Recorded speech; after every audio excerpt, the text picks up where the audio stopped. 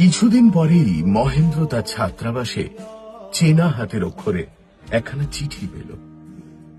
সারাটা দিন চিঠি পড়বার অপেক্ষা করে সন্ধে এক সময় মহেন্দ্র নির্জন ঘরে ল্যাম্পের আলোয় চৌকিতে বসে পকেট থেকে চিঠিখানা বের করল। মহেন্দ্র জানত চিঠির মধ্যে বেশি কিছু কথা নেই। আশা নিজের মনের ভাব ঠিক মতো ব্যক্ত করে লিখতে পারবে না।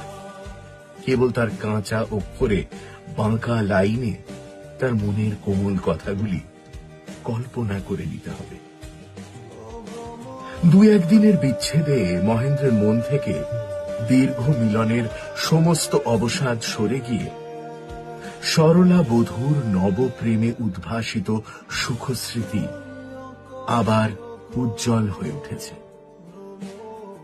শেষের দিকে প্রাত্যহিক ঘরকন্যার খুঁটিনাটি অসুবিধে তাকে উত্তপ্ত করতে আরম্ভ করেছিল।